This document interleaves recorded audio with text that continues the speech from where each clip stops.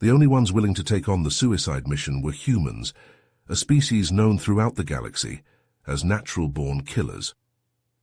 Bobby Foster, a grizzled ex-Special Forces soldier, sat nursing a whiskey in a dingy bar on the outskirts of the Ithorian capital. The neon sign behind the bar flickered and buzzed, casting an eerie glow over the handful of patrons hunched over their drinks. An Ithorian wearing the insignia of the Galactic Council approached Bobby's table. He slid into the booth across from Bobby without an invitation. "Are you Bobby Foster?" the Ithorian asked. His name tag read Corvus. Bobby grunted an affirmative and took another swig of whiskey. He eyed Corvus warily. Council types never brought good news. "I'll get right to the point," Corvus said. "The Council needs your help. A group of Ithorian separatists have taken control of our research facility on Zelos Prime. Inside is an experimental dark energy reactor. If they detonate it, the resulting singularity could destroy half the inhabited systems in the sector." Bobby leaned back and crossed his arms. "Sounds like a Council problem. What's it got to do with me?" Corvus's eye stalks twitched with irritation. "The Separatists are threatening to blow the reactor unless we grant the outer colonies independence. We sent in our best Special Forces unit to retake the facility. The Separatists executed them all on a live broadcast." He leaned forward, his voice lowering. "The Council is out of options. We need someone who can do the impossible. And your reputation precedes you, Mr. Foster. They say you're the most lethal human alive. No target you can't take out, no odds you can't beat. If we want any chance of stopping this catastrophe, you're our only hope." Bobby downed the rest of his whiskey and stood up. "I'm not that man anymore. Find someone else." As he turned to leave, Corvus called out, "The Council is prepared to offer you a full pardon, amnesty for your alleged war crimes during the Frontier Wars, and a ticket back to Earth, all restrictions lifted." Bobby paused. It was a tempting offer. To go home again, to leave his past behind. He turned back to Corvus. "All right, I'm listening." Corvus allowed himself a small victorious smile. "Excellent. If you'll come with me, I'll brief you on the details." Bobby followed Corvus through the winding corridors of the Council headquarters. The Ithorian led him into a dimly lit room, the walls lined with holographic displays showing the layout of the research facility on Zelos Prime. "Our intel suggests the Separatists are using the captured scientists to bolster the facility's defenses," Corvus explained, pointing to several key areas on the map. "They've fortified the perimeter and set up multiple layers of security around the reactor core." Bobby studied the schematics intently, his eyes darting from one potential entry point to another. His mind raced with possibilities, already piecing together a plan of attack. "And what about weapons?" Bobby asked, glancing up at Corvus. The Ithorian smiled and pressed a button on the console. A hidden panel slid open, revealing an array of advanced Ithorian weaponry. Bobby's eyes widened as he took in the sleek, deadly-looking devices. "The latest in Ithorian stealth technology," Corvus said, picking up a small circular device. "This cloaking field generator will render you virtually invisible to their sensors." He handed Bobby a plasma rifle, its matte black surface gleaming under the room's low light. "And this beauty can disintegrate targets at the molecular level. No armor can withstand it." Bobby hefted the rifle, feeling its weight and balance. A grim smile tugged at the corners of his mouth. With these tools, he might just have a chance. As they prepared to depart for Zelos Prime, an urgent beep emanated from Corvus's communicator. The Ithorian's face fell as he read the incoming message. "We have a problem," he said gravely. "The Separatists have discovered our plan. They've moved up the deadline. You have 24 hours to get in there and neutralize the reactor before they detonate it." Bobby's grip tightened on the plasma rifle. "Then we better get moving."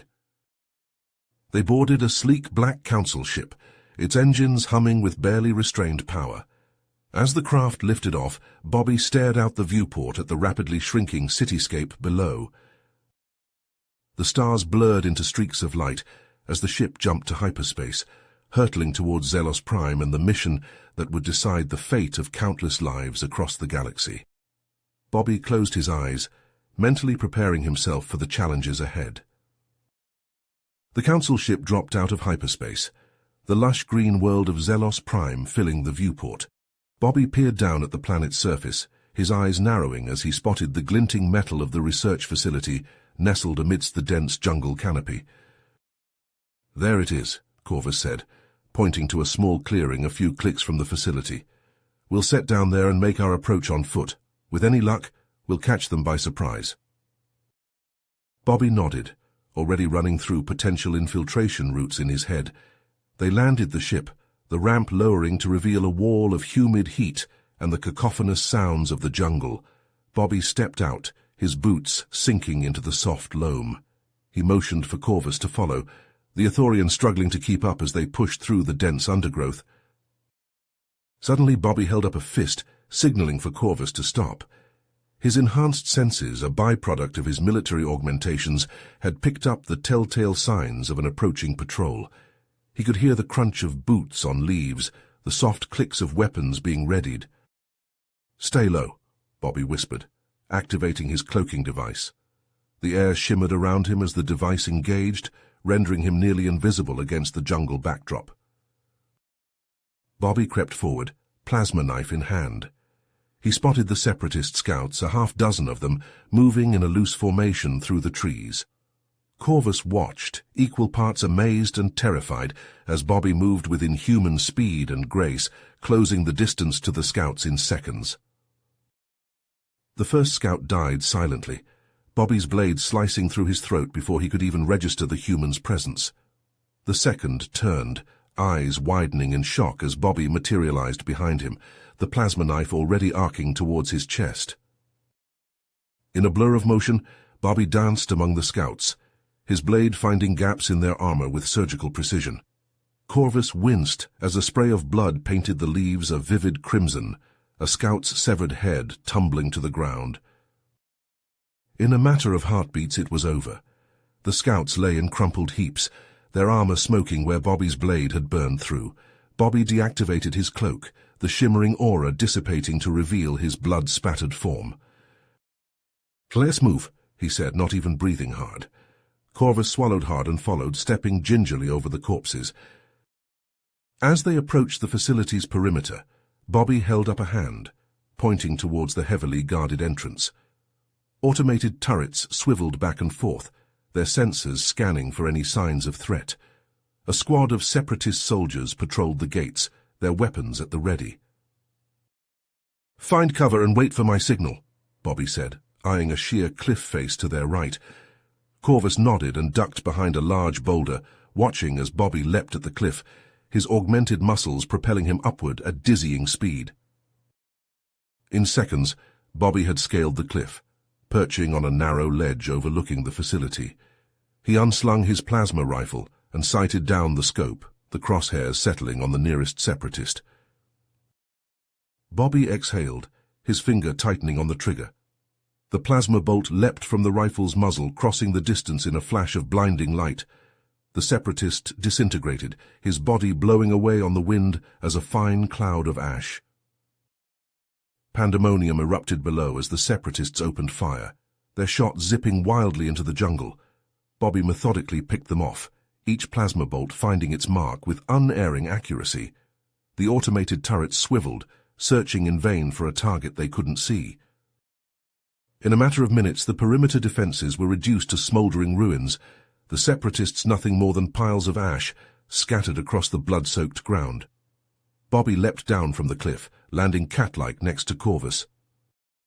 "Perimeter clear," he said over the comm, "moving to breach the outer walls." Corvus emerged from cover, his eyes wide as he took in the scene of carnage. He'd known Bobby was good, but this was something else entirely. He watched as the human approached the facility's walls, plasma charges already in hand. The charges detonated with a thunderous roar, blasting a gaping hole in the reinforced concrete. Bobby stepped through the breach, plasma rifle at the ready, Corvus following close behind. The clock was ticking, and they were one step closer to their objective. But the real challenge still lay ahead, behind the facility's blast doors and layers of security. Bobby just hoped his skills would be enough to see them through to the end. With a thunderous boom, The blast doors of the research facility blew open, the edges still glowing from the shaped charges Bobby had planted. He and Corvus charged through the smoke, weapons ready, scanning for threats. The corridor beyond was dimly lit, emergency lights flashing red. Alarms blared, the shrill sound reverberating off the metal walls. Bobby consulted the schematics on his wrist display, orienting himself. "This way," he said, motioning for Corvus to follow. They moved quickly, their footsteps echoing in the empty halls. Bobby led the way, his augmented senses on high alert, ready for any sign of the separatists. Suddenly, he held up a fist, signaling for Corvus to stop. The sound of booted feet, at least a dozen, approaching rapidly. Bobby shoved Corvus behind a support pillar, just as a group of heavily armed Ithorians rounded the corner, plasma rifles blazing. Bobby dove for cover, rolling and coming up firing. His plasma bolts slammed into the lead Ithorian, the separatist's energy shield flickering and failing under the onslaught. The Ithorian jerked and spasmed as the plasma ate through his armor, flesh sizzling and smoking. He dropped, a charred hole in his chest. Bobby kept firing, his shots precise and lethal, each one finding a gap in the separatist's armor. Corvus huddled behind the pillar, wincing as plasma bolts sizzled past, scorching the metal. He risked a glance around the edge and saw Bobby, a blur of motion, weaving between shots with inhuman speed and agility. The human was a force of nature, unstoppable. In seconds it was over. The last separatist fell, his head a blackened ruin. Bobby reloaded his rifle, the spent power cell clattering to the floor. "Let's keep moving," he said, already striding down the corridor. They came to a sealed blast door, the control panel flashing red. Bobby pulled a hacking device from his belt, a gift from Corvus. He attached it to the panel, his fingers dancing over the keys, code scrolling across the small screen. The door lock beeped and turned green. With a hiss of hydraulics, the massive door slid open, revealing the reactor chamber beyond. Bobby and Corvus stepped inside, the door slamming shut behind them with a clang of finality. The chamber was vast, the ceiling lost in shadows high above. In the center, suspended in a crackling force field, was the dark energy reactor. It pulsed with an eerie black light, tendrils of energy snaking out to lash at the containment field. "Magnificent, isn't it?" a voice boomed. An enormous Ithorian stepped from the shadows, a struggling council scientist held before him like a shield, a plasma pistol jammed under her chin. The power to reshape the very fabric of the universe. "Crone, I presume," Bobby said, his rifle never wavering from the separatist leader's head. "Let the scientist go, it's over." Crone laughed, the sound harsh and grating. "Over?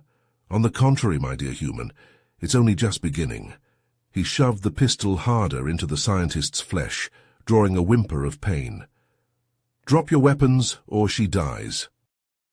Bobby's eyes narrowed, his finger tightening on the trigger.